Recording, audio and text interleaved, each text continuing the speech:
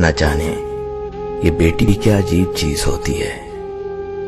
بیٹی جب شادی کے اسٹیج سے سسرال جاتی ہے تب پرائی نہیں لگتی، مگر جب وہ میکے آ کر ہاتھ منہ دھونے کے بعد سامنے ٹاول کے بجائے اپنے بیگ سے مختصر رومال سے منہ پونچھتی ہے تب وہ پرائی لگتی ہے۔ جب وہ باورچی خانے کے دروازے پر نامعلوم سی کھڑی ہو جاتی ہے تب وہ پرائی لگتی ہے۔ جب وہ پانی کے گلاس کے لیے ادھر ادھر آنکھیں گھماتی ہے تب وہ پرائی لگتی ہے۔ جب وہ پوچھتی ہے واشنگ مشین چلاؤں کیا تب وہ پرائی لگتی ہے۔ جب میز پر کھانا لگنے کے بعد بھی برتن کھول کر نہیں دیکھتی تب وہ پرائی لگتی ہے۔ جب پیسے گنتے وقت اپنی نظریں چراتی ہے تب وہ پرائی لگتی ہے۔ جب بات بات پر غیر ضروری قہقہے لگا کر خوش ہونے کا ڈرامہ کرتی ہے تب وہ پرائی لگتی ہے۔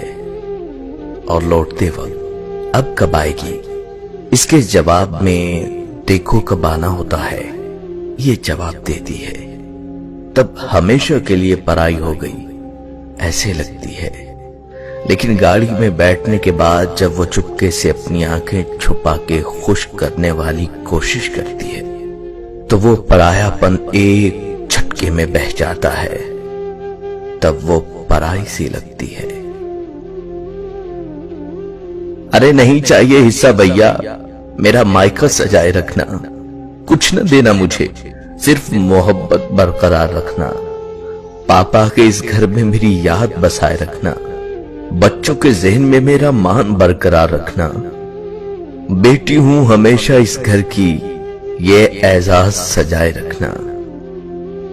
بیٹی سے ماں کا سفر، بے فکری سے فکر کا سفر، رونے سے خاموش کرانے کا سفر، غصے سے تحمل کا سفر۔ پہلے جو آنچل میں چھپ جایا کرتی تھی آج کسی کو آنچل میں چھپا لیتی ہے۔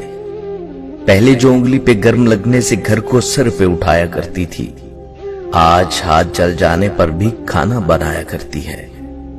پہلے جو چھوٹی چھوٹی باتوں پہ رو جایا کرتی تھی آج وہ بڑی بڑی باتوں کو ذہن میں چھپایا کرتی ہے۔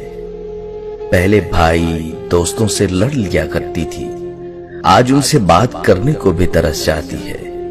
ماں ماں کہہ کر پورے گھر میں کھیلا کرتی تھی آج ماں سن کے آہستہ سے مسکرایا کرتی ہے۔ 10 بجے اٹھنے پر بھی جلدی اٹھ جانا ہوتا تھا آج 7 بجے اٹھنے پر بھی لیٹ ہو جایا کرتی ہے۔ اپنے شوق پورے کرتے کرتے ہی سال گزر جاتا تھا آج خود کے لیے ایک کپڑا لینے کو ترس جایا کرتی ہے۔ سارا دن مفت ہو کے بھی بیزی بتایا کرتی تھی اب پورا دن کام کر کے بھی کام چور کہلایا کرتی ہیں۔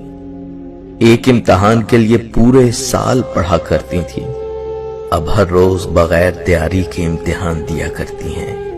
نہ جانے کب کسی کی بیٹی کسی کی ماں بن گئی، کب بیٹی ماں کے سفر میں تبدیل ہو گئی۔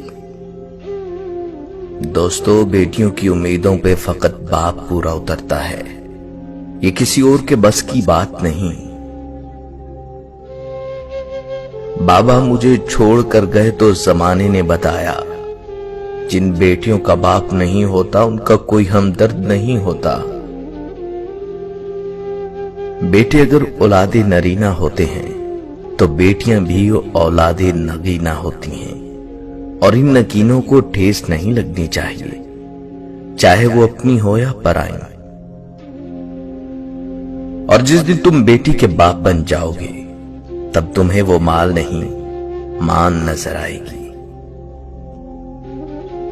ہر بیٹی کا باپ بادشاہ نہیں ہوتا، پر ہر بیٹی اپنے باپ کے لیے شہزادی ضرور ہوتی ہے۔